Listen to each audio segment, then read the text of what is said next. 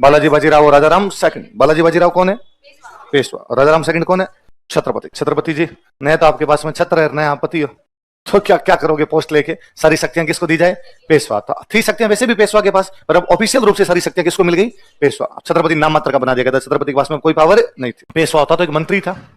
अच्छा मंत्री कौन बनेगा कौन नहीं बनेगा तो राजा बनाया करता था। ठीक है, ये तो राजा कमजोर हुआ साहू, इसलिए बालाजी विश्वनाथ, उसके बाद उसका बेटा ही बन गया बाजीराव, और उसके बाद उसका बेटा ही बन गया बालाजी बाजीराव। तो बन तो वैसे बेटे रहे थे, पर यहां पर ऑफिशियल रूप से लिखा गया कि पेशवा इनके परिवार से बनेगा, दूसरा कोई भी आदमी बनेगा नहीं। इसका मतलब पेशवा का पद वंशानुगत हो गया। पेशवा का पद क्या हो गया? वंशानुगत। और सारी शक्तियां किसके पास चली गई? पेशवा। कौन सी संधि द्वारा? संगोला। उससे पहले ही शक्तियां पेशवा के पास ही थी, लेकिन यहां पे लिख दी गई कि साहब शक्तियां किसके पास है? पेशवा। अब छत्रपति के पास कोई शक्तियां नहीं है। छत्रपति कहां रहता था? सतारा। कहां रहता था? पेशवा रहता था पूना। पेशवा कह रहा था, इसका मतलब अब मराठा शक्ति का केंद्र सतारा नहीं होगा, अब मराठा शक्ति का केंद्र कौन सा होगा? पुणे। अब पेशवा ने अपनी एक नई टीम बनाई, उसको बोलते थे मराठा संघ। उसका जो मुखिया होता था, उसका जो हेड होता, उसका चीफ होता, उसको क्या बोलते थे? पेशवा। पुना का पेशवा कहां पे रहेगा? पुना। भोसले कहां पे रहेगा? नागपुर। सिंधिया कहां पे रहेगा? ग्वालियर। होलकर कहां पे रहेगा? इंदौर। और गायकवाड़ कहां पे रहेगा? 5 लोगों की टीम है। कितने लोगों की? 5। और इसका हेड या इसका चीफ या इसका प्रमुख कौन है? पेशवा। तो पेशवा तो कहां रहेगा? पुना। इसलिए शक्ति का केंद्र अब सतारा नहीं था, शक्ति का केंद्र क्या था? पुना। और उसके नीचे में 4 कमांडर है, उसके एक कमांडर कौन है? सिंधिया। सिंधिया कहां रहेगा? ग्वालियर। वसुंधरा राजे सिंधिया। वसुंधरा जी का नाम सुना है? वसुंधरा जी ग्वालियर की राजकुमारी है। कहां की राजकुमारी है? अभी अपने सेंटर में एक मिनिस्टर है ज्योतिरादित्य सिंधिया। क्या नाम है? Aviation minister. जो एविएशन है सर, ज्योतिरादित्य सिंधिया के पास कौन सी मिनिस्ट्री है? तुमने नाम तो सुना है ज्योतिरादित्य सिंधिया का? है नाम सुना है? क्या है ज्योतिरादित्य सिंधिया? कहां सुना नाम? आप मंत्री है? संचार है? एविएशन है? क्या है उनके पास में? चेक करो, देखिए गूगल करो, ज्योतिरादित्य सिंधिया। संचार है? एविएशन किसके पास है? कम्युनिकेशन भी है, एविएशन नहीं है। हाँ एविएशन पिछली बार रहा होगा, तूने पुराना देख लिया। क्या खोलते हो तुम? न्यूज खोलते हो, विकीपीडिया खोलते हो, क्या खोलते हो? विकीपीडिया। विकीपीडिया पे सब क्या अलग लगे? विकीपीडिया पे तो एक ही जानकारी होगी, तो फिर तुम्हारे एविएशन कैसे आ गया? तो 2025 का बता रही हूँ। पिछली बार तो कम्युनिकेशन था, वो एविएशन था, मेरी याद है। इस बार कौन सा है? ये तो नॉर्थ ईस्टर्न दे रखे हैं। हाँ, इससे पिछली बार कौन सा था? एविएशन। और पहले क्या रहा है? मनमोहन सिंह टाइम में क्या थे? कॉर्पोरेट पावर मिनिस्ट्री थी और कॉर्पोरेट मिनिस्ट्री थी। हाँ 2020 में पार्टी चेंज कर ली थी। कांग्रेस में थे, 1 से लेके 20 तक कांग्रेस में थे। दोनों के सदस्य रहे लोकसभा के राज्यसभा के। हार्वर्ड यूनिवर्सिटी से ग्रेजुएशन है। Oh no. इनके पिताजी माधवराव सिंधिया, ग्रैंडसन ऑफ जीवाजीराव सिंधिया। जीवाजीराव जो 57 की क्रांति में झांसी की रानी के खिलाफ हो गए। बेटा कौन है? अभी लेटेस्ट न्यूज होगी इनके बेटे की, 3-4 दिन पहले की न्यूज देखो। कोई अखबार भी नहीं पढ़ते तुम लोग? देखो मध्य प्रदेश क्रिकेट एसोसिएशन का अध्यक्ष कौन है? महाआर्यमन सिंधिया। ऐसा कुछ नाम आ रहा है? महाआर्यमन सिंधिया। क्या है वो? किस पोस्ट पे है? मध्य प्रदेश के क्रिकेट एसोसिएशन के निर्विरोध अध्यक्ष बने। क्या होता है निर्विरोध? मतलब कोई चुनाव ही नहीं हुआ, डायरेक्ट चुन लिए गए थे। अभी 4 दिन पहले। कब चुने गए? 2 सितंबर। अब कितना है? 10 7-8 दिन ही तो है, अभी अभी चुने गए थे। अखबार तो पढ़ते हो नहीं पढ़ते? क्रिकेट नहीं पढ़ते तो क्या पढ़ते हो? रामदेवरा जा रही है, एक बस पलटी, यात्रियों के कोई नुकसान नहीं। तो कितने लोग ऐसे जिन्होंने आज ज्योतिरादित्य सिंधिया का नाम ही पहली बार सुना? गलत बात है भाई, है ना? ऐसा नहीं होना चाहिए। आसपास की सब चीजों पर ध्यान होना चाहिए। मैं तो है ना, मेरे याद हमें ज्यादा ज्योतिरा, इसलिए मैंने कह दिया था आपको ज्यादा देखने के लिए। मैं 2003 में 9th में था, तो उस साल मुझे डायरी लिखने का शौक चढ़ा था, तो मैं डायरी लिखूंगा। तो उस डायरी के डायरी नहीं लिखी, लेके आया था कि लिखूंगा, नहीं लिखी। तो उसके पहले पन्ने पे मैंने वो लिखे थे, favourite politician, favourite cricketer, favourite hero, favourite heroine, इस प्रकार के नाम लिखे, वो मैंने सारे लिखे थे। तो मेरा भी याद है, मैंने 2 पॉलिटिशियन के नाम लिखे थे। उनमें एक लिखा था अटल बिहारी वाजपेयी जो उस समय पीएम हुआ करते थे, और एक नाम लिखा था ज्योतिरादित्य सिंधिया। नए नए आए थे तब, 2001 में इनके पिताजी की डेथ हो गई थी दुर्घटना में डेथ हो गई थी माधवराव जी की। तो माधवराव जी की डेथ हुई तो ये नए नए आए थे, तो अखबारों में डेली फोटो आ जाता, सचिन पायलट और ज्योतिरादित्य सिंधिया। लगभग एक साथ दोनों कांग्रेस में आए थे, लगभग दोनों एक साथ कांग्रेस के अंदर मंत्री बने, लगभग दोनों का ग्राफ कांग्रेस में एक समान सा रहा। और 2018 में जब इलेक्शन थे, एमपी में भी इलेक्शन थे और अपने राजस्थान में इलेक्शन थे, और दोनों बार संभावना थी कि सीएम इन दोनों में से बनेंगे। राजस्थान में कांग्रेस है तो सचिन बनेंगे, और मध्य प्रदेश में तो ज्योतिरादित्य सिंधिया बने। कांग्रेस ने दोनों को नहीं बनाया था, न अपने सचिन पायलट को बनाया था, ना उधर ज्योतिरादित्य सिंधिया को बनाया। इधर अपने बन गए थे अशोक जी, उधर बन गए थे कमलनाथ। तो बाद में ज्योतिरादित्य सिंधिया पार्टी छोड़ गए थे, उनका भाई मैं फिर कांग्रेस में नहीं रहूंगा, वो किस में चले गए थे? बीजेपी के अंदर। और जब पिछली बार कांग्रेस के अंदर थे, तो आप राज्यसभा के मेंबर रहे हुए, तो कांग्रेस के अंदर जब थे तो ये बेसिकली चुनाव लड़ते हैं गुना, ग्वालियर के पास में एक जगह पड़ती है गुना से चुनाव लड़ते हैं वहां से। तो गुना से इनके सामने जो बीजेपी से कांग्रेस में थे तब, जो बीजेपी से लड़ रहे थे वो जीत के हार गए, वरना वो सीट इनकी घर की सीट है, ये कभी हारते नहीं। पर 2019 वाला इलेक्शन हार गए थे। फिर जब ये बीजेपी में आए तो बीजेपी इनको राज्यसभा से लेके ही, राज्यसभा से लाके आगे इनको ऊपर सेंटर के अंदर मिनिस्टर बना दिया था। और इधर आपके कांग्रेस की गवर्नमेंट, एमपी के अंदर जो कांग्रेस की गवर्नमेंट थी, उससे इनके जो एमएलए थे वो बाहर निकले। कमलनाथ जी वाली कांग्रेस की गवर्नमेंट गिर गई, बीजेपी ने गवर्नमेंट बनाई, शिवराज सिंह चौहान मुख्यमंत्री बने, और इनके साथ के जो कांग्रेस के एमएलए आए थे उनको चुनाव जितवा के दोबारा लाए और उनको मिनिस्टर बनाया गया था। इस बार तो फिर बीजेपी वापस आ गई, तो शिवराज सिंह जी को तो सेंटर में लेके कृषि मंत्री बना दिया। इधर मोहन यादव, एमपी के मुख्यमंत्री कौन है आजकल? मोहन यादव है, तो मोहन यादव को बना दिया। आजकल ज्योतिरादित्य सिंधिया के बेटे हैं जो हाईलाइट के अंदर रहते हैं, महाआर्यमन सिंधिया, जिनको अभी थोड़े दिन पहले मध्य प्रदेश क्रिकेट एसोसिएशन का क्या बना दिया गया? अध्यक्ष बना दिया गया। बड़ौदा में गायकवाड़ पत्र, बड़ौदा में गायकवाड़ देख रहे हो, तो ज्योतिरादित्य सिंधिया की वाइफ जो बड़ौदा की गायकवाड़ है। फिर भाई ये आपस में मराठा फैमिलीज थी है, तो इनके अंदर आपस में रिश्ते वगैरह भी होते हैं। तो ये 4 बड़े ठिकाने पे, तो बड़ौदा में कौन? गायकवाड़। तो आप देख लो, बड़ौदा गायकवाड़ इतना पावरफुल रहे होंगे एक तो बड़ौदा गायकवाड़ का सबसे बड़ा रोल यह कि भीमराव अम्बेडकर को पढ़ने के लिए बाहर बड़ौदा गायकवाड़ ने भेजा था। अम्बेडकर सर को स्कॉलरशिप देने वाली कोई रॉयल फैमिली थी तो कौन सी थी? बड़ौदा गायकवाड़। इवन अरविंद घोष इनके कई दिनों तक यहाँ पर जॉब किया था बड़ौदा गायकवाड़ के।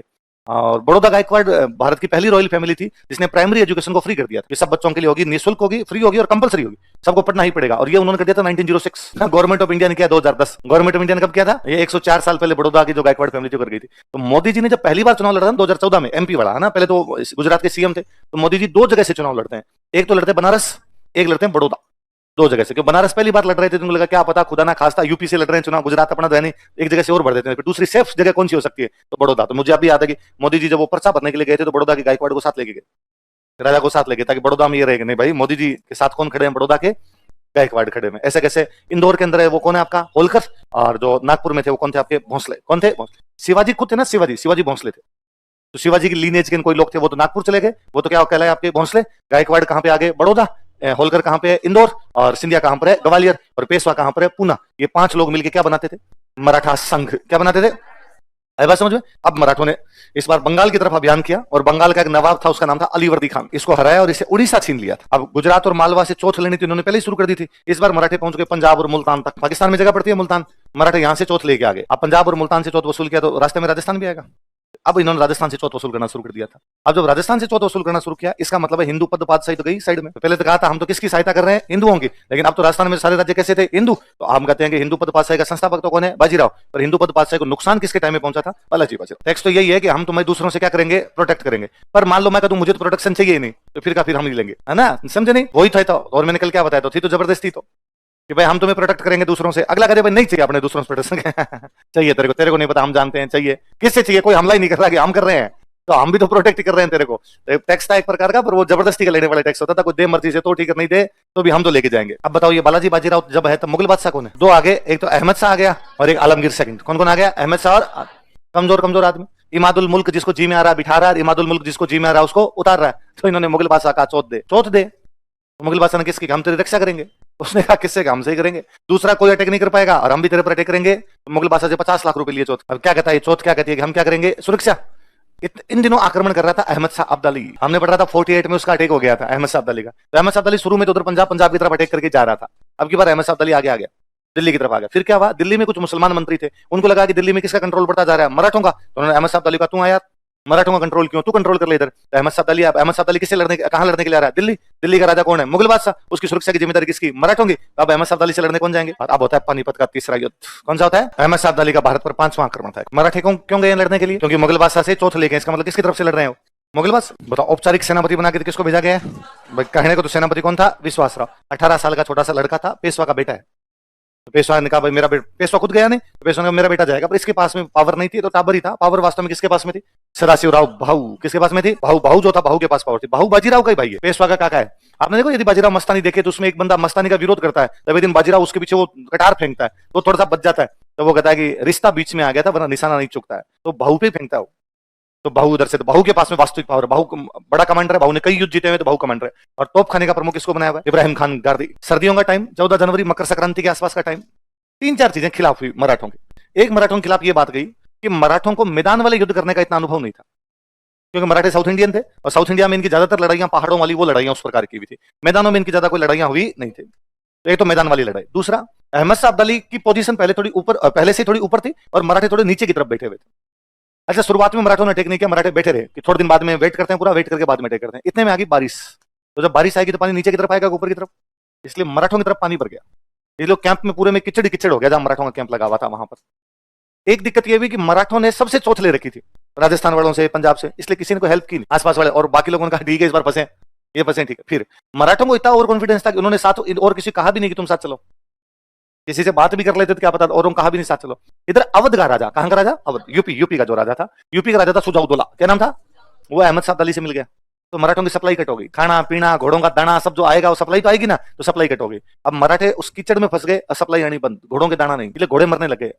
खुद के पास अनाज नहीं, खाए क्या? घोड़े मार के खाए, क्या जाए, कुछ बच ही नहीं रहा आपके पास में पूरी तरीके से। कीचड़ की वजह से, घोड़ों के मरने की वजह से वहां पे मलेरिया फैल गई, बीमारियां आ गई खूब सारी, मच्छर वहां पर बीमारियां आ गई। तब बाद में जो मराठा सैनिक थे उन्होंने भाऊ को कहा कि भाऊ भूख से मरे उससे अच्छा कुछ लड़के मरे, मरना तो पड़ेगा यहाँ आपने, भूख से मरे इससे अच्छा तो कुछ लड़के। और गजब लड़ते हैं मराठे उस युद्ध के अंदर, और मराठे हार जाते हैं, निर्णायक रूप से ढंग से हार जाते हैं मराठे, और अहमद शाह अब्दाली युद्ध में जीत जाता है। हालांकि अहमद शाह अब्दाली को भी खूब नुकसान पहुंचा, वो पानीपत से आगे जा ही नहीं पाया, उसको पानीपत से वापस लौटना पड़ा, वरना वो दिल्ली की तरफ जा रहा था, वो भी दिल्ली की तरफ नहीं जा पाया। मराठों को भी बहुत ज्यादा क्या हुआ था, नुकसान हुआ था। एक व्यापारी था बंजारा था, जो व्यापार करते पहले उनको क्या बोलते थे, बंजारा, वो पानीपत से उधर पूना की तरफ गया था। तो बालाजी बाजीराव पेशवा था, पेशवा उसे समाचार पूछता कि पानीपत की तरफ से आ रहे हो तुम यहाँ, तो हमारा वहां युद्ध हो रहा है, क्या समाचार है उसके पास समाचार भी नहीं पहुंच रहे, और उस बेचारे को लगा कि यार मैं क्या बताऊं, इनकी तो पूरी फौज ही गई, सारे के सारे मर गए, बताऊं क्या। तो वो उसको कोड वर्ड में बताता है, वो उसको कहता है कि 2 हीरे गायब हो गए, 2 डायमंड, 2 हीरे गायब हो गए, 22 सोने की मुहरें लुप्त हो गई, 22 सोने की मुहरें, सोना होता है सोना, मुहर होती थी, 22 सोने की मुहरें लुप्त हो गई, मतलब गायब हो गई। चांदी का तो पता ही नहीं। इस कहने का मतलब था दोनों तुम्हारे बड़े कमांडर विश्वासराव और सदाशिवराव भाऊ दोनों काम आए, 22 और बड़े बड़े कमांडर तुम्हारे काम आए। सैनिकों का तो अंदाजा भी लगे, पेशवा समझ गया था, पेशवा हाथों हाथी मर जाता सदमे से। पानीपत के हार के सदमे से किसकी मृत्यु हो गई थी, तो पानीपत के युद्ध के बारे में खूब अच्छे कोटेशन, आप यशपाल ग्रोवर खोलोगे तो इसमें मजा आ जाता है, पानीपत वाली कोटेशन पढ़ते हैं तो उसमें एक मुझे याद है बहुत अच्छी कोटेशन है कि पानीपत के युद्ध में सबसे अधिक फायदा उनको हुआ था जो युद्ध में थे ही नहीं। पानीपत के युद्ध में सबसे अधिक फायदा उन लोगों को हुआ था जो युद्ध में थे ही नहीं, अंग्रेज। क्योंकि मुगल अंपायर जब ढह रहा है तो मुगलों की जगह या तो मराठे ले सकते हैं, या कौन ले सकते हैं, अंग्रेज। मराठे खत्म हो गए, तब एक ही पावर बची है, वो कौन सी बची है, अंग्रेज। तो सबसे अधिक फायदा किसको हो रहा था, अंग्रेजों। अब देखो किस्मत कैसे काम करती है, अंग्रेज तो 59 और 60 में जीत रहे हैं, वाड़ीवास और वेदरा, डचों और फ्रांसीसी जो सेम टाइम में लड़ाइयां हैं सारी की सारी, ये आगे हम पढ़ेंगे तब एक और समझ में आएगी। 7 साल में भारत का भाग्य चेंज हो गया है, ठीक है। आप देखो लिखते रहेंगे, आगे लिखते हैं। पहला कौन सा आपका 1757 प्लासी, कौन सा हुआ है, प्लासी। और प्लासी से अंग्रेजों के पास में आ गया बंगाल, क्या आ गया, बंगाल आ गया, तो क्या मिल गया, धन मिला उनको, धन मिला है। तो अब 2 अंग्रेजों के खिलाफ कौन हो सकते हैं, या तो डच या फ्रेंच। तो 59 में वेदरा का डच बाहर, 60 में वाड़ीवास का फ्रेंच बात। तो अंग्रेजों को यूरोपियंस तो कोई टक्कर नहीं दे सकते। अब उनको टक्कर कौन दे सकता है, इंडियंस। इंडिया में टक्कर कौन दे सकता है उनको, मराठे। पानीपत के तीसरे युद्ध में मराठे खुद ही खत्म हो गए, तो अब अंग्रेजों को टक्कर देने वाला कोई भी नहीं है। रही सही कसर फिर 1764 में बाकी लोगों ने की, बंगाल के नवाब ने, लखनऊ के नवाब ने, और मुगल बादशाह शाह आलम सेकंड ने बक्सर के युद्ध में अंग्रेजों को निकाल दे। अंग्रेज फिर जीत गए। 1757 से लेकर 1764 7 साल के अंदर अंदर अंग्रेज भारत पे कब्जा कर गए, क्योंकि पानीपत के तीसरे युद्ध ने उनको सबसे अधिक फायदा पहुंचाया था जो युद्ध के मैदान में। एक बहुत अच्छा कोटेशन है कि पानीपत के युद्ध ने इस बात का फैसला नहीं किया कि भारत पर राज कौन करेगा, इस बात का फैसला कर दिया था कि भारत पर राज कौन होता है। क्या कोई युद्ध में ये होता है जो जीतता है वो तो राज करेगा, जो हारेगा वो राज नहीं करेगा, पर यहां दोनों ही राज नहीं कर पाए। अहमद शाह अब्दाली भी नुकसान लेके वापस चला गया, और मराठे तो पूरी तरीके से क्या हो गए थे, समाप्त। यदि पानीपत का तीसरा युद्ध मराठे जीत जाते तो दिल्ली में मुगल बादशाह हटा के मराठे बैठते, मुगल बादशाह हटा ही लेते ही। और वहां पे इनकी पूरी तैयारी थी कि विश्वासराव का राज तिलक किया जाएगा, लाल किले के अंदर विश्वासराव का राज तिलक कर देंगे वहां पे। लेकिन मराठे उस युद्ध के अंदर हार गए तो ये फैसला हो गया था कि अब देश में कम से कम कौन राज नहीं करेंगे, मराठे। एक और अच्छा कोटेशन है, पानीपत के तीसरे युद्ध में मराठे पूरी तरीके से समाप्त तो नहीं हुए थे, पर कुचल दिए गए थे। थोड़े दिनों बाद वो पुनः खड़े हो गए, पर इस बार उनको कुचलने के लिए अंग्रेज तैयार थे। लेकिन तब तक अंग्रेज इतने शक्तिशाली हो गए थे कि अब अंग्रेज मराठों से दबने वाले नहीं थे। तो पानीपत का तीसरा युद्ध भारत के भाग्य का फैसला करता है। कब हुआ पानीपत का तीसरा युद्ध, 14 जनवरी 1761। मराठों का औपचारिक सेनापति कौन है, विश्वासराव। सदाशिव कौन है, भाऊ। अगला कौन है आपके, माधवराव। एक बार मराठे बड़ा यूं डल फील करते हैं, मराठों को वापस यदि राइज कोई करता है तो वो कौन करता है। अब क्या, जब ये पानीपत में आ रहे तो गुजरात और बुंदेलखंड इनके हाथों से निकल गए। ये कमजोर हुए तो गुजरात बुंदेलखंड वाले वापस आ जाते होंगे, पर इसने वापस कब्जा किया। कहां पे, गुजरात पे और बुंदेलखंड पे। साउथ की तरफ भी कुछ लोग वापस आ जाते कोशिश कर रहे थे, इसने वापस आ रहा है। एक तो हैदराबाद को हराता है और एक मैसूर को, और मैसूर में एक नया बंदा आया हुआ था जिसके बारे में हम आगे पढ़ेंगे, हैदर अली। तो किसको हराता है, एक तो हैदराबाद में निजाम होता था, एक तो हैदराबाद के निजाम को हराया, और एक मैसूर में किसको हराया था, हैदर अली के बारे में आगे पढ़ेंगे। हैदर अली अंग्रेजों के खिलाफ लड़ेगा। बात लग रहा था कि मराठे वापस एक बार पावर के अंदर आ जाएंगे। इतने में पेशवा की डेथ हो गई, बहुत यंग एज में इस पेशवा की डेथ हो गई। मराठों को जितना नुकसान पानीपत के तीसरे युद्ध में नहीं हुआ था, उससे अधिक नुकसान पेशवा की मृत्यु से हुआ। क्या क्वेश्चन बताओ, देखिए, मराठों को जितना नुकसान पानीपत के तीसरे युद्ध में नहीं हुआ था, उससे अधिक नुकसान पेशवा की मृत्यु की। पानीपत के तीसरे युद्ध के बाद तो मराठे राइज कर गए थे, लेकिन इस पेशवा की मृत्यु के बाद वापस मराठे कभी भी राइज ही नहीं कर पाए। अगला कौन है, नारायण राव। बालाजी बाजीराव के बाद माधवराव बना था। जब माधवराव बना था ना, तो बालाजी बाजीराव का एक भाई है, उसका नाम है रघुनाथ राव। बालाजी बाजीराव का एक भाई है, इसका नाम क्या है, रघुनाथ। इसको बोलते थे राघोबा। यदि आपने बाजीराव मस्तानी देखी हो तो बाजीराव मस्तानी में जब बाजीराव मस्तानी से शादी कर लेता है तो उसके दोनों से, प्रियंका चोपड़ा से भी और मस्तानी से भी, दोनों से एक एक बेटा होता है। और दोनों को एक सीने, इसमें दोनों को एक साथ लेके खिला रहा होता है वो। तो वो एक बेटे का नाम बोल रहा होता है राघोबा, दूसरे का बेटे का नाम बोल रहा था शमशेर बहादुर। क्या बोल रहा होता है, तो जो मस्तानी के होता है वो तो है शमशेर बहादुर, और जो प्रियंका चोपड़ा के बड़ा बेटा तो बालाजी बाजीराव काशीबाई, जो उसकी पेशवन है, और बड़ा बेटा तो आपका बालाजी बाजीराव, और छोटा जो होता है वो कौन है, राघोबाई। शमशेर बहादुर पानीपत की तीसरी लड़ाई में काम आ गया। तो मस्तानी वाला बेटा था ना शमशेर बहादुर, वो पानीपत के तीसरे युद्ध में लड़ा था, लड़ता हुआ काम, उसके है वंशज है, अभी भी उसके वंशज है। पिछले दिनों कब मैंने एक बार अखबार में उनके बारे में न्यूज पढ़ी थी, स्टेटमेंट दिया था उन्होंने, बाकी शमशेर बहादुर के वंशज अभी भी है। तो जब बालाजी बाजीराव की मृत्यु हुई तो पेशवा बनना चाहता है रघुनाथ राव। कौन बनना चाहता है,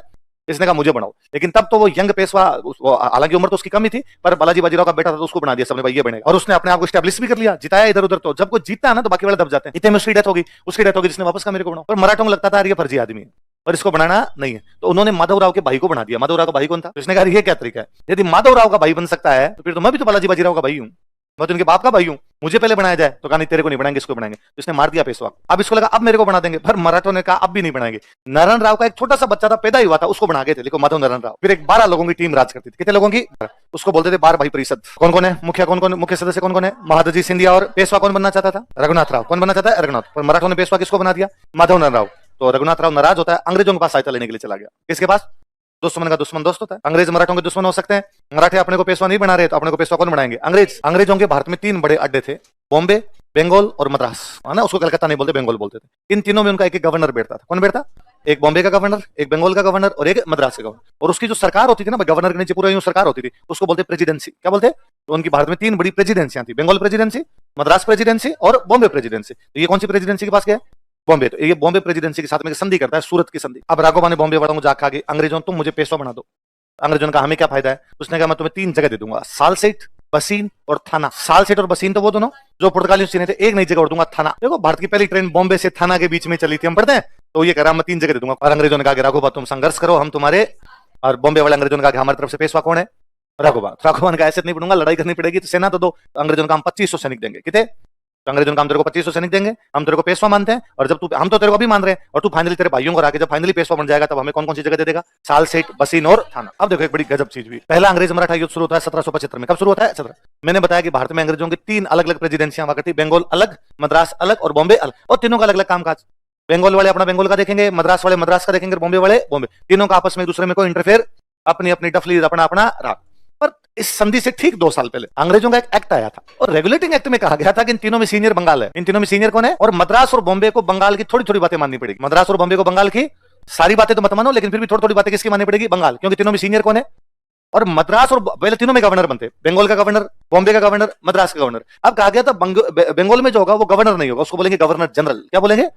तो बंगाल में तो बैठेगा गवर्नर जनरल, मद्रास और बॉम्बे में कौन बैठेंगे? गवर्नर। और मद्रास और बॉम्बे गवर्नर को सारी बातें तो नहीं, लेकिन थोड़ी थोड़ी बातें किसकी माननी पड़ेगी? गवर्नर जनरल की, क्योंकि वो क्या आपका गवर्नर जनरल है। अब राघोबा किसके पास चला गया? अच्छा, किसके खिलाफ पेशवा, वो किसको हटा के पेशवा बनना चाहता है? माधव नारायण राव को। अच्छा, माधव नारायण राव का शासन कौन संभाल रहे हैं? 12 भाई परिषद। 12 भाई परिषद का तो यह कहना है पेशवा रहेगा माधव नारायण राव, और राघोबा कहना पेशवा बनूंगा मैं। तो राघोबा भाग के किसके पास चला गया? बॉम्बे। तो जो माधव नारायण राय के साइड वाले थे उनका ये क्या तरीका भाई, और ये बॉम्बे वाले राघोबा को कैसे बना सकते हैं? जिनको किसी ने कहा कि आजकल बॉम्बे वालों की ज्यादा नहीं चलती, आजकल सीनियर कौन है? बंगाल वाले। ये गए बंगाल। कहां पे गए? और उन अंग्रेजों को जाके कहा कि अंग्रेजों तुम हमारा साथ दो और हमारे पेशवा को पेशवा बनाओ। और बंगाल वालों ने संधि और बंगाल वालों ने कहा कि ठीक है, हम किसकी तरफ है? माधव नारायण राव। किसकी तरफ है? माधव नारायण। लिखो पुरंदर की संधि। पेशवा तो बच्चा है, तो पेशवा की तरफ से संधि करने के लिए गए थे नानाजी फडणवीस। अब बंगाल वाले सीनियर है, तो बंगाल वालों ने बॉम्बे वालों को कहा। अब संधि करने का मतलब क्या है? बंगाल वाले किसको पेशवा मान रहे हैं? माधव नारायण राव को। बॉम्बे वाले किसको मान रहे हैं? रघुनाथ राव को। तो बंगाल वालों ने बॉम्बे वालों को कहा कि नहीं, रघुनाथ राव को कोई सहायता नहीं देनी। और सहायता किसको देनी है? अपने तो माधव नारायण। और सहायता की आवश्यकता नहीं है, यदि तुम राघोबा की सहायता नहीं करोगे तो राघोबा कुछ भी करे नहीं पाएगा, बस पेशवा जो है वो रहेगा। क्यों फालतू पंचायती कर रहे हो? हम बॉम्बे वालों ने बंगाल वालों को पूछा कि तुम कौन हो ये कहने वाले कि किसको सहायता देनी है किसको सहायता नहीं? दाल भात में मुसल चंद, हमारा काम चल रहा है, तुम होते कौन हो? बंगाल वालों ने कहा अरे तुम्हें पता नहीं है, हम सीनियर है, और हम बंगाल में जो बैठता वो गवर्नर जनरल होता है। बॉम्बे वालों ने कहा अच्छा, काल मरी आज भूतनी होगी, कल तो मरी थी और आज क्या बन गई? भूतनी बन गई। तुम हमें बताओगे क्या करना है क्या नहीं करना है, और हम तो करेंगे राघोबा की सहायता। कुल मिला के बॉम्बे वालों ने इस संधि को स्वीकार नहीं कर। अब लड़ाई चालू हो रखी है, बीच में ये संधियां चल रही है उनके। तो अब जब संधि स्वीकार नहीं, लड़ाई होगी तो एक बड़ा युद्ध होता है, बड़गांव का युद्ध। और भाई मराठों ने अंग्रेजों को ढंग से चेप दिया, मराठे हरा गए अंग्रेजों को। बॉम्बे वाले राघोबा सबको एक साथ इन्होंने हराया। पूरा बैटल चल रहा है, उसके इन बिटवीन खूब सारी लड़ाइयां होती है। अब क्या, जब युद्ध चल रहा था, युद्ध में क्या होता है, कुछ इलाके मराठों के थे जिन पे अंग्रेजों ने कब्जे कर लिए, कुछ इलाके अंग्रेजों के थे जिन पे किसने कब्जे कर लिए? मराठों ने कब्जे कर लिए। पर अब बाकायदा इस संधि, ये जब युद्ध जीते, युद्ध जीतने के बाद में मराठों ने अंग्रेजों के जो भी कब्जे के इलाके थे उन पे वापस कब्जा किया। हमारे जो इलाके तुम्हारे कब्जे में आ गए थे वो क्या दिए जाए? हमें वापस दिए जाए। तो संधि करते हैं, बड़गांव की संधि। अब ये बात पता चली बंगाल वालों को कि अपने बॉम्बे वाले भाइयों को तो मराठे हरा गए। तो फिर बंगाल वालों ने बॉम्बे वालों को कहा कोई नहीं, तुम तो हमारी बात नहीं मानते, टेढ़ा है पर मेरा है, हमारे भाई तो हम और आते हैं सहायता करने के लिए। फिर इस बार वो भी सहायता करने के लिए वापस लड़ाई शुरू की, वरना लड़ाई तो मराठे खत्म कर गए थे। फिर फाइनली कई साल तक लड़ाई और चली। फिर लास्ट में जाके लगने लग गया कि न तो अंग्रेज हार रहे हैं और न मराठे जीत रहे हैं, बराबर सा युद्ध तुला हुआ, इधर से भी नुकसान हो रहा है उधर से भी नुकसान हो रहा है। फाइनली इन दोनों ने ड्रॉ खेल लिया कि चलो बंद करते हैं लड़ाई को और एक संधि और करते हैं, सालबाई की संधि। इस संधि में मुख्य भूमिका थी महादजी सिंधिया की। किसकी थी? उन्होंने कहा था अब कर लेते हैं, छोड़ दिया जाए, लिख लो। कहा गया पेशवा जो है वही पेशवा है। तो पेशवा किसको मान लिया गया? माधव नारायण राव। पेशवा बनना कौन चाहता था? राघोबा। अब युद्ध तो ड्रॉ हो गया, तो राघोबा को अंग्रेजों का सॉरी ब्रो, हम चाहते थे तेरे को बनाना लेकिन बना नहीं पाए। तो राघोबा ने कहा मैं कहां जाऊं, भाई मराठों के पास जाऊंगा तो वो तो मेरे को रखेंगे नहीं, तुमने मेरे को पेशवा बनाया नहीं। तो अंग्रेजों ने कहा तेरे को पेंशन दे। तो राघोबा को क्या दे दी गई थी? पेंशन। रिटायर्ड हो जाओ बस अब आप। तो एक 3 पक्ष है, एक पेशवा है, एक राघोबा है और एक अंग्रेज है। अंग्रेजों का हमें भी तो दो कुछ, हम 7 साल लड़े ही हैं, तो फिर अंग्रेजों को फाइनली कहा गया इनको 2 इलाके दिए जाएंगे, एक तो सालसेट और एक एलिफेंटा। आपने सुना कभी एलोरा की गुफाएं, एलिफेंटा की गुफाएं? तो एलिफेंटा किसको दिया गया था? अंग्रेजों को। अब ये वापस देखो, देखे ना, ये पहला अंग्रेज मराठा युद्ध है जिसमें 4 संधियां याद रखनी है अपने को। सूरत की संधि, पुरंदर की संधि, बड़गांव की संधि और सालबाई की संधि। उस समय अंग्रेजों का गवर्नर जनरल हुआ करता, जो बंगाल का गवर्नर जनरल था, उसका नाम था वॉरेन हेस्टिंग्स। उसका एक स्टेटमेंट है, बंगाल संधि करा, लास्ट में बंगाल ने अपने हाथ में लीड ले ली थी, तो उसका एक स्टेटमेंट है, यह आपत्ति काल की सफल संधि वार्ता। तो कहता भाई हम जीते तो नहीं है, मराठों को हरा तो नहीं पाए, पर फिर भी इज्जत बचाई ली, है ना। इमरजेंसी का ऐसा टाइम आ गया था, न तो कोई जीत रहा है न कोई हार रहा है, तो ठीक है ले दे के हमने राघोबा को भी नुकसान नहीं पहुंचने दिया, उसको भी पेंशन दिलवा दी, और हमने भी क्या ले लिया उनसे, एलिफेंटा और सालसेट दोनों ले लिया। पहला अंग्रेज मराठा, आपको पूछे पहला अंग्रेज मराठा युद्ध कौन से पेशवा के शासनकाल में हुआ था? माधव नारायण राव। किसके शासनकाल में? इसके भगवान जाने क्या जी में 1795 में सुसाइड कर लिया। पेशवा क्या कर लेता है? सुसाइड। अब इसके टाइम में 2 बंदे राज संभाल रहे थे, कौन संभाल रहे थे? महादजी सिंधिया और नानाजी, वरना तो घर में ही फूट पड़ गई थी। वो 2 समझदार आदमी नहीं होते तो फिर तो अंग्रेज कब्जा तभी कर लेते, पर 2 ने बचा के रखा पहला युद्ध के दौरान। तो 4-5 साल के अंदर अंदर दोनों की डेथ हो गई, महाजी सिंधिया की भी डेथ हो गई और नानाजी फडणवीस। अब अगला पेशवा लिख, बाजीराव सेकंड। ये राघोबा का बेटा है। राघोबा जो पूरी जिंदगी ये कहता रहा कि मैं पेशवा बनूंगा, वो कभी भी पेशवा। माधव राव के टाइम उसने कहा मुझे बनाओ, नहीं बनाया गया। नारायण राव के टाइम उसने कहा मुझे बनाओ, नहीं बनाया गया। तो फिर वो फाइनली नारायण राव को मार के बनना चाहता है, लेकिन फिर भी मराठों ने उसको बनाया नहीं, और भी फाइनली पेंशन लेके बैठ गया था बेचारा, उसको कभी भी पेशवा बनाया नहीं गया। अब की बार किस्मत काम की, राघोबा के बेटे को क्या बनाया गया? तो जैसा बाप था वैसा ही बेटा था, तो यह एक अयोग्य पेशवा था। छत्रपति कमजोर हुए तो पावरफुल कौन हुआ? पेशवा। अब कौन कमजोर हो रहा है? पेशवा। तो पावरफुल हुए सिंधिया और होलकर। मराठा संघ था, तो मराठा संघ में 2 लोग पावरफुल हुए, कौन कौन? सिंधिया और होलकर। दौलतराव सिंधिया और जसवंतराव होलकर, ये दोनों पेशवा थे। सॉरी, ये दोनों पेशवा पर अपना प्रभाव जमाना चाहते हैं। ये चाहते हैं पेशवा कमजोर है तो पेशवा को कौन चलाएगा? पेशवा जब कमजोर है तो कोई ना कोई तो उसको चलाएगा। तो सिंधिया चाहता है मैं चलाऊं और होलकर चाहता है मैं चलाऊं। तो सिंधिया और होलकर दोनों पुणे में प्रभाव जमाना चाहते हैं। कहां पे? क्योंकि पेशवा कहां रहता है, तो यहाँ पे जिसका होल्ड हो जाएगा फिर अपने लीड करेंगे। और सिंधिया ने पेशवा को दोस्त बना लिया। सिंधिया अगर पेशवा के बीच गठबंधन हो गया और सिंधिया ने पेशवा के कान भरे, यार ये होलकर नहीं तो बहुत खराब आदमी है, ये तो तुम्हारे खिलाफ ये बात करता है वो बात करता है, ये तुम्हें हटाना चाहता है। इन दोनों ने मिलकर होलकर के एक भाई को मार दिया। होलकर के एक भाई का नाम था बिट्ठू जी, वो बेचारा पुनः बैठा था, दिन उसको सल्टा दिया। होलकर को बड़ा गुस्सा है, अरे तुम्हारी इतनी औकात, मेरे भाई को मार दो। होलकर पुनः पर अटैक कर देता है। अब आपस में लड़ रहे तो कमजोरी होंगे बाद में, होलकर पुनः पर अटैक करता है। तो अब बाजीराव ने सिंधिया का क्या करो, सिंधिया ने कहा तू जान तेरा काम जाने। तो सिंधिया तो हो गया साइड में। अब बाजीराव कहां जाए, और उसको पता था कि पापा पर जब संकट आया तो पापा भाग के कहां गए थे? अंग्रेजों के पास। तो बाजीराव भी भागे किसके पास चला गया? जसवंतराव होलकर पुनः जाता है और पुनः में नया पेशवा घोषित कर देता है, विनायक राव। इनके परिवार का एक सदस्य और था कि साहब ये पेशवा है, आज के बाद बाजीराव पेशवा ही नहीं है। अंग्रेजों ने कहा भाई क्या चाहिए? इसने कहा साहब वो होलकर मारेगा, होलकर से बचाओ। अंग्रेजों का कागज पे साइन कर, तुम कहेगा वैसे करेंगे। कैसे? एक साइन करके देंगे आज के बाद तेरी किसी से भी लड़ाई होगी हम ही लड़ेंगे तेरी तरफ से। नहीं कहा डन। आज के बाद मेरे सुरक्षा के और विदेश के सारे मामले किसको दिए जाते हैं? अंग्रेजों को दिए जाते हैं।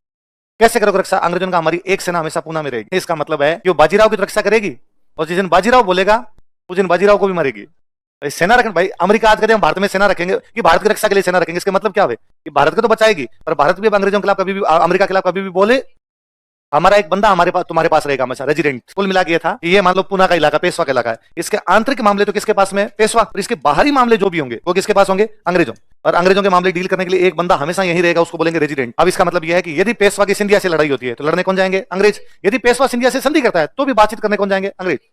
सुरक्षा अगर विदेश के सारे मामले किसके पास में? अंग्रेजों के। अंग्रेजों की सेना कहां रहेगी? पुणे। अंग्रेजों का अधिकारी कहां रहेगा? पुणे। उसने कहा बदले में मेरे से क्या लोगे? 26 लाख रुपए। कितने लाख रुपए लेंगे? 26 लाख रुपए पर एनम। 26 लाख रुपए हमें दिया, 26 लाख रुपए का इलाका दिया जाए हमें। तो उसको इतना अंग्रेजों को इतनी बड़ी जमीन दी गई थी जहां से कितना रेवेन्यू आता हो, वो सारा रेवेन्यू हम लेंगे जितना भी आए वहां से 26 लाख। सूरत का बंदरगाह हमें दिया जाए। सूरत बंदरगाह पे मराठों ने कब्जा कर रखा था, सूरत का पूरा बंदरगाह हमारे पास में आना चाहिए, दूसरा कोई नहीं आना चाहिए वहां पे, का डन किया जाना चाहिए। आज के हैदराबाद के निजाम के और पेशवा के बीच में नहीं बन रही थी, बड़ौदा के गायकवाड़ के और पेशवा के बीच में नहीं बन रही थी। उन दोनों से तो कोई बातचीत नहीं करेगा, वो हमारे दोस्त है। पेशवा ने कहा जैसे है वैसे इज्जत बचाओ। सिंधिया